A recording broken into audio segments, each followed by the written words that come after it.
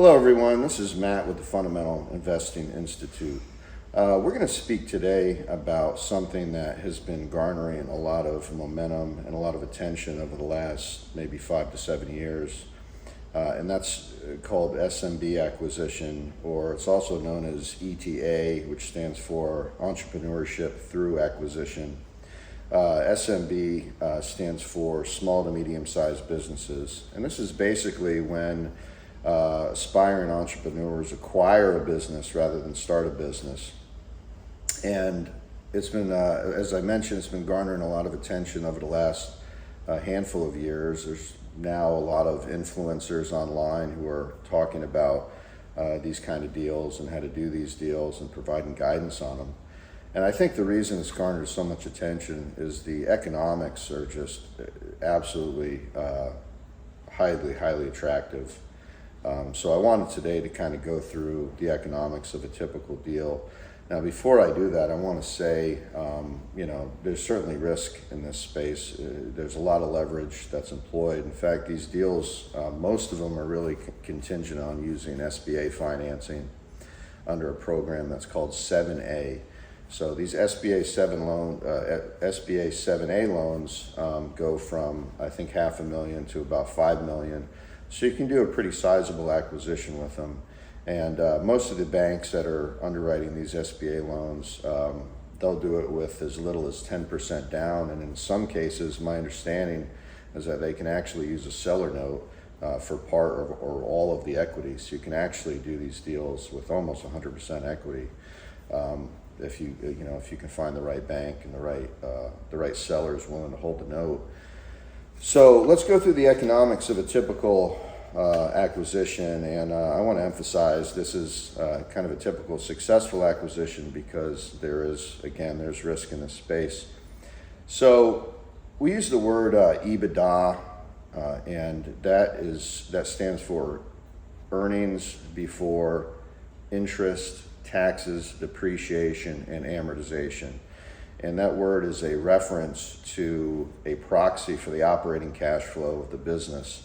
In some cases, it can be a decent proxy. In some cases, it's not, but it's a term that you're going to hear with these SBA acquisitions. So in the example that I'm going to give, EBITDA is $250,000, and this is after you have a working owner taking a salary. So $250,000 is the amount of EBITDA that's available for debt service.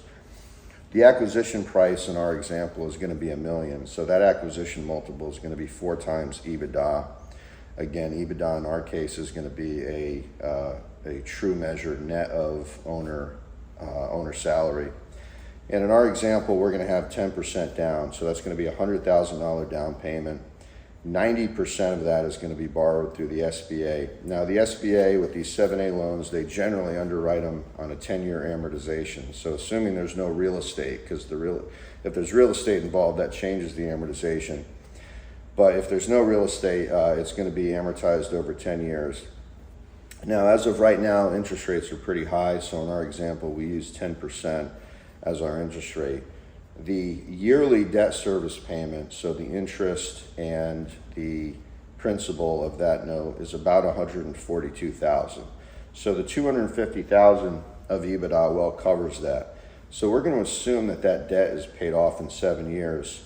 So in this case, the person acquiring the business, all they're doing is they're maintaining the operations so that income stream is maintained. They're not improving the business.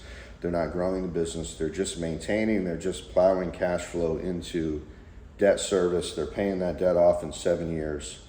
So at that time, that $100,000 now becomes $1 million asset of which they have no debt. So they've made a 10x or 9 times their money. $900,000 is the return. That's a compound return of about 39%. So you can see, and that's a typical, a relatively typical outcome in these SBA acquisitions. So you can see why they're so attractive and why a lot of these influencers are talking about them and why there are more people who are interested in this space. So those are the economics. I just wanted to talk a little bit about it and talk about kind of this trend of these acquisitions becoming so attractive. In the next few videos, we're going to talk about the other side of that, which is the risk that's involved in some of these deals, because of course there is risk involved, and anytime you're using that much leverage. But today we wanted to kind of talk about, the potential upside on even a relatively typical deal, and show everybody why they're so attractive. So thank you for tuning in. We look forward to seeing you next time.